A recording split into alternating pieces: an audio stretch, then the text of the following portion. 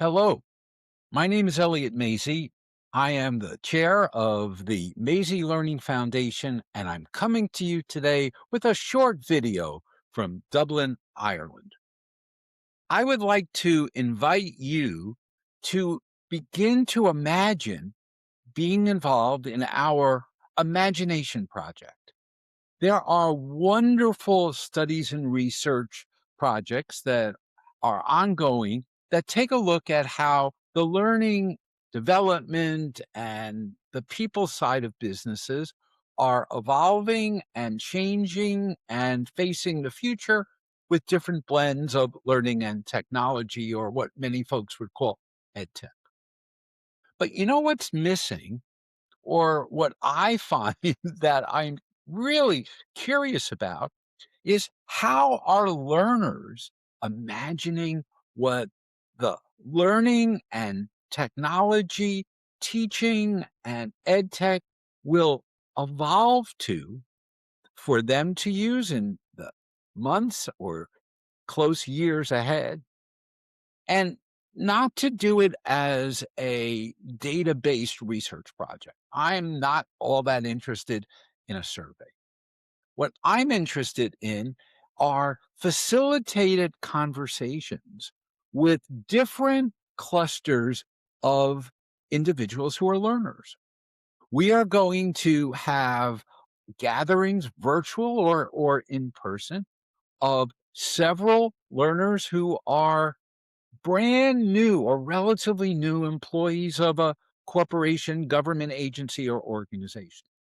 At the same time, we want to take and gather together their probably more experienced colleagues, people who've been in the organization 10, 20, or 30 years. In both cases, what we want to do is to ask them, what do you imagine with all of the buzz and experience and experiments with changing natures of technology, working with educators and trainers and experts and learning? And while we are going to ask them a little bit about how they're currently use it, we want them to put their imagination hat on and to think about what their learner experience might be. In addition, we're going to focus at colleges and universities. How are learners that are recent, fresh people, or in their first, second, third, or fourth year of undergraduate study? What are they imagining? And then we're going to switch to folks who are doing graduate or PhD work. What does that look like? Same kinds of conversations. What do you imagine it being?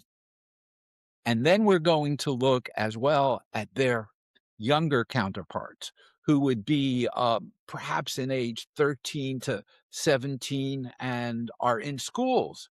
Once again, what do they imagine? Now, why are we doing this? Because in many ways, our learners are facing choices, even when it's mandated. Even when an instructor says, and go home and I want you to carefully watch these videos, they may. They may put them at twice the speed.